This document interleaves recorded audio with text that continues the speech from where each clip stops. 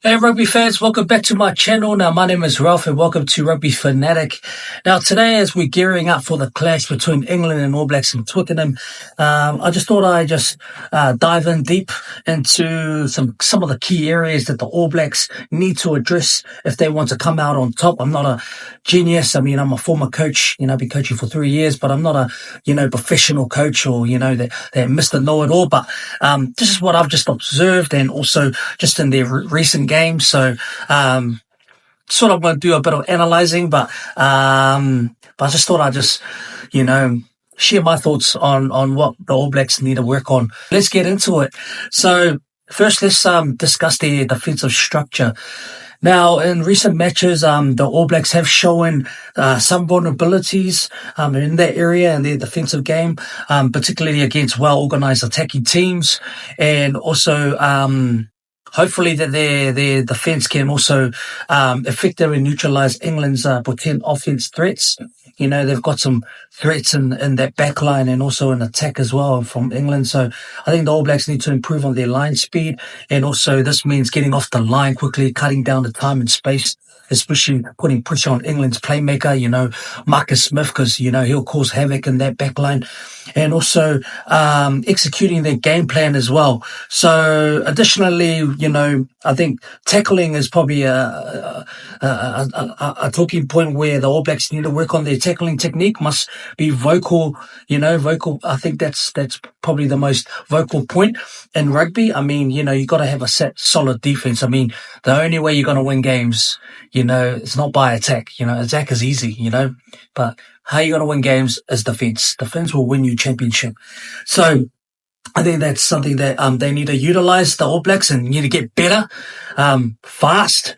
And also they need a solid tackler and, they need to make those crucial hits as well.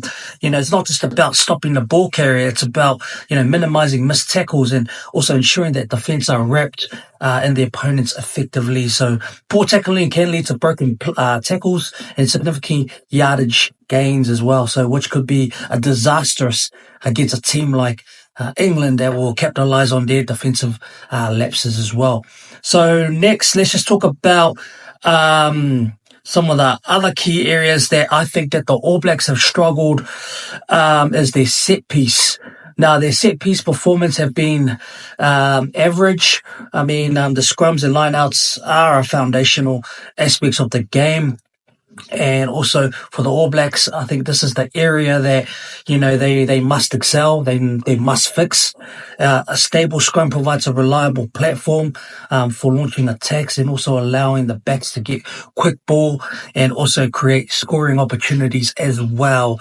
So to achieve this, the forwards need to work in unison. They need to, work together and also maintaining a technique and cohesion and also throughout the scrum process as well. And we've seen that against Japan, they struggle to dominate in the scrums and also the set piece. So I think that's one key area they need to work on is their set pieces. And also their weakest point that they probably need to get better at, some key pointers is lineouts. Now, on the other hand, I think they require clear communication, strategic planning. The All Blacks must develop some varied lineout calls to keep, the England's pack guessing. I think losing position at a lineout can shift momentum dramatically. So it's crucial that the jumpers and throwers are on the same page. So practicing different options, I guess. I mean, like quick throws or decoy jumps can add unpredictability to their set piece execution. I mean, South Africa's they've done that brilliantly. They're the best team in the world, so their set piece is top class and also their lineouts as well. So maybe changing it up a bit, I guess. Maybe they need to change it up with their lineouts and their set pieces. Maybe, just to create that unpredictability against England. But yeah, I think that's one key area they need to fix as well. And also another one, we're going to move on to attack now. the All Blacks attack has been poor. I think moving on, I think attacking play is probably something that is vital when facing a disciplined defense like the England team. I think the All Blacks are known for their dynamic and their fast-paced attacking style, known for so long, but to break through England's defensive line, they need to focus on two key aspects. And they've done it against Japan.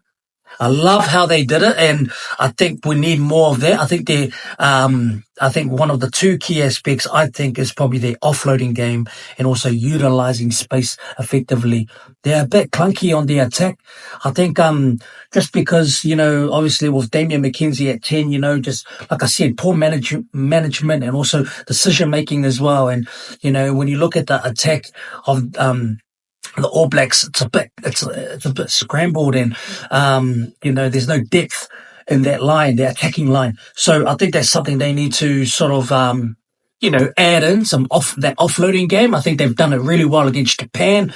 But I think just utilizing space, creating some space and get some flair out wide. We've got some dangerous wingers like Sevu Reece, Caleb Clark, also Will Jordan, players that we can inject into that attacking line.